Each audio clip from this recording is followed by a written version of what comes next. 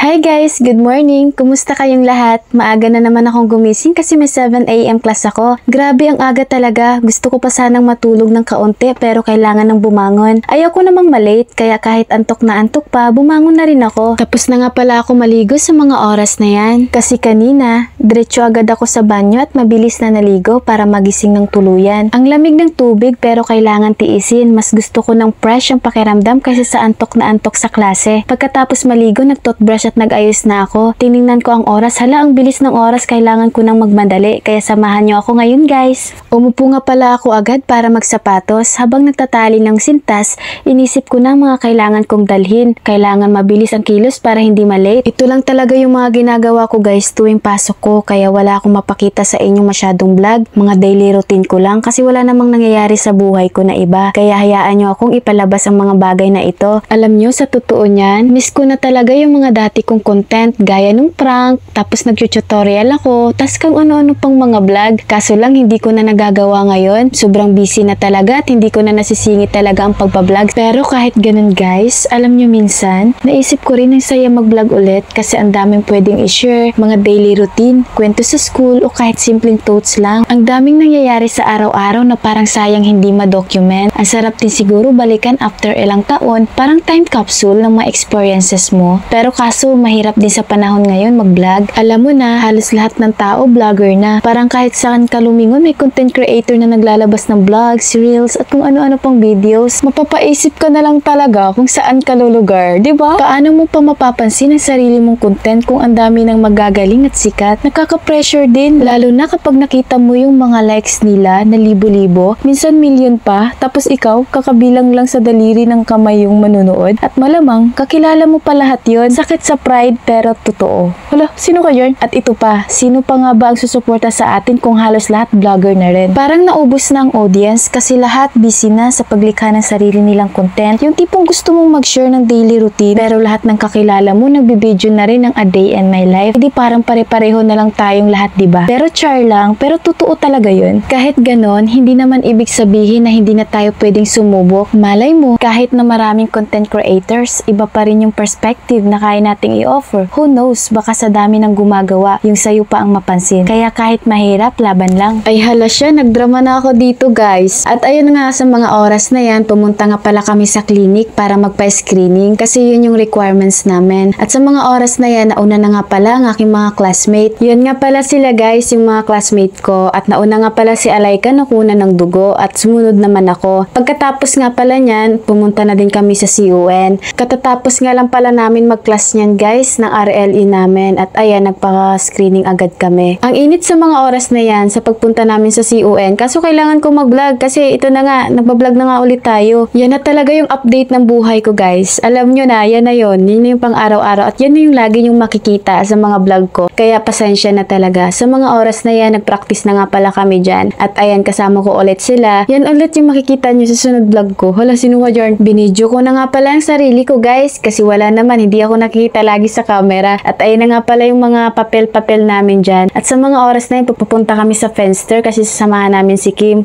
Kakanta nga pala siya ngayon doon sa Fenster. Na-invite ata siya. At ito na nga pala, ipapakita ko na lang sa inyo yung mga yarn. So ayun, guys, update ko lang kayo sa mga oras na to. Wala na akong maikwento sa inyo kasi nakwento ko na. 4 minutes kasi to, guys. Pero ngayon, ikukwento ko nga pala sa inyo ang pag-e-edit ko. Sobrang hirap talaga kumuha ng mga story na marirelate mo dito sa mga ine-edit mo. Lalo na pagkakat-cut mo ng mga kung ano-ano. Ang hirap talaga, guys. Kaya grabe talaga yung kailangan pukusan mo talaga kung may vlog ka. Sa mga oras na yan, kumanta na nga pala si Kim. At ayan, hapon na nga pala tumunta kami sa Centennial. So paano ba yan, guys? Hanggang dito na lang. Thank you nga pala sa mga taong sumusuporta pa din sa akin kahit na hinto-hinto ako sa mga vlog ko. Maraming salamat nga pala sa mga nagre-react at nagko-comment. Hanggang dito na lang, guys. Bye-bye. Thank you for watching.